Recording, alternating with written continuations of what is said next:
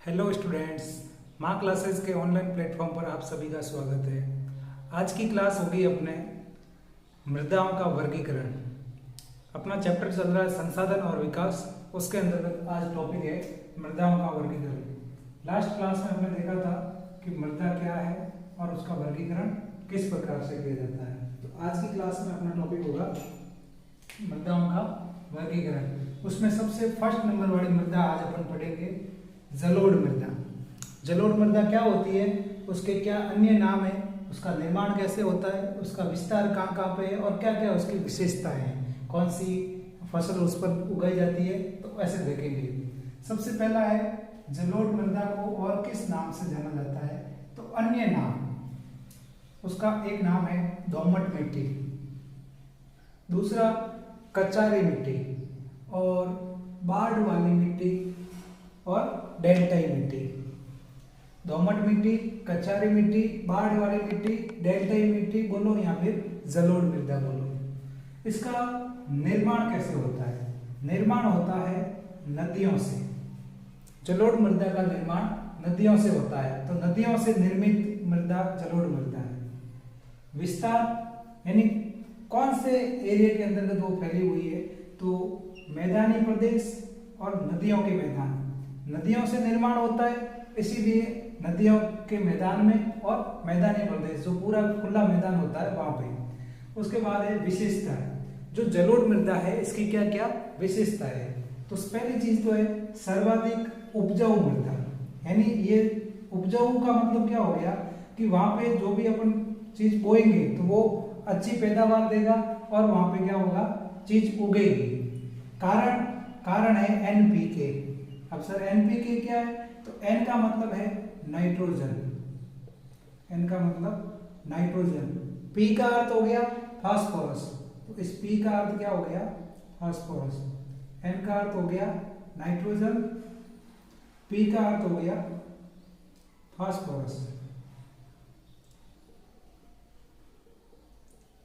उसके बाद जो के है इसका अर्थ है पोटेशियम। साइंस के अंतर्गत आप जो तत्व और प्रतीक पढ़ते हो तो आपने देखा होगा कि जहाँ पे नाइट्रोजन, फास्फोरस और पोटेशियम की मात्रा बढ़िया होती है तो वो वहाँ पे मिट्टी कैसी होगी, उपजाऊ होगी। वहाँ पे जो फसल बोएंगे अपन, जिस एरिया में फसल बोएंगे वो अच्छी पैदावार देगी। ये देश की महत्वपूर्ण मृदा है। जो अपना पूरा भारत देश है उस देश की सबसे महत्वपूर्ण मृदा है जलोढ़ मृदा। हिमालय की 3 महत्वपूर्ण नदी तंत्र द्वारा ये जलोढ़ मृदा का जो निर्माण होता है, जलोढ़ मृदा का जो निर्माण मतलब उत्तरी मैदान, आपने देखा होगा, पहले भी मैंने आपको बताया था, ये नॉर्थ हो गया, ये साउथ हो गया, ये अपना क्या हो गया ईस्ट और ये वेस्ट।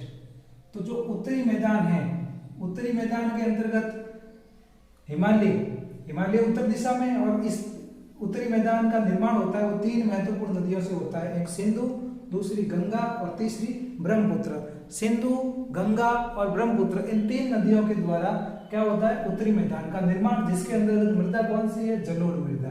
ये ध्यान रखना। पूर्वी तटीय मैदान, ईस्ट वाला जो एरिया आ जाएगा, तो पूर्वी तटीय मैदान के अंतर्गत जैसे महानदी, गोदावरी, कृष्णा, कावेरी। नदी चलती हुई वेस्ट में जरूर आ रही है भाई, गुजरात के अंतर्गत, राजस्थान के अंतर्गत जितनी भी प्रकार की नदियां होगी और अदर स्टेट में होगी, तो भी आपको ध्यान रखना है कि पूर्वी तटीय मैदान के अंतर्गत ये भी क्या करेगी, जलोढ़ मृदा का निर्माण। क्योंकि इन नदियों का नाम आने का कारण एक ही है कि नदियों से ही जलोढ़ मृदा का निर्माण होता है। अब ये जलोढ़ मृदा के भी क्या है, प्रकार है। तो आयु के आधार पर, किस आधार पर, आयु के आधार पर जलोढ़ मृदा के 2 प्रकार है, एक है भांगर, दूसरी है खादर।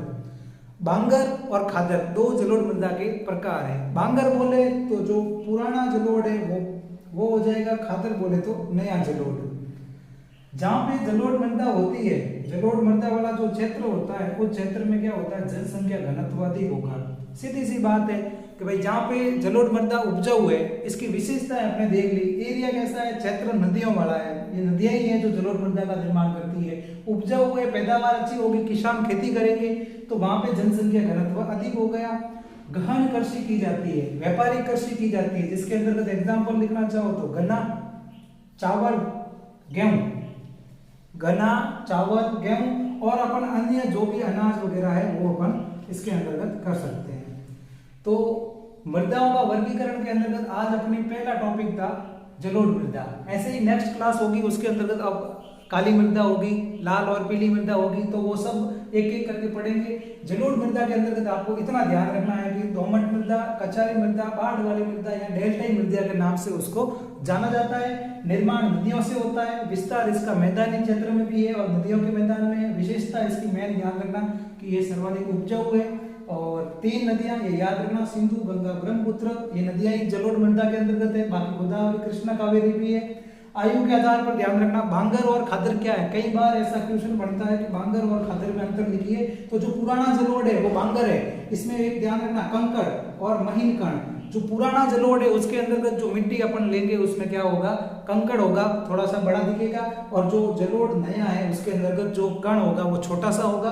तो कण के आधार पर, रंग रूप के आधार पर इन मिट्टियों का वर्गीकरण किया गया है। और नदियां कहाँ से आ रही है, नदियों से। अगर नदियों के द्वारा, नदी के अंदर क्या होता है, जल होता है, और इसी से जलोढ़ याद रखना आपको। नदी के अंदर जल होता है और जल से जलोढ़ मृदा का निर्माण होता है। इस प्रकार से आपको ये बात याद रखनी है, विस्तार याद रखना। अभी मैं साइड में होता हूँ, आप स्क्रीनशॉट ले सकते हो। और इस चैनल पर अगर पहली बार नए हो तो चैनल को सब्सक्राइब जरूर करना। नेक्स्ट वीडियो आपको ऐसे ही मिलती रहेगी। अगर स्टडी से रिलेटेड कोई भी बात जानना चाहते हो तो आपको क्लासें मिलती रहेगी। जय हिंद।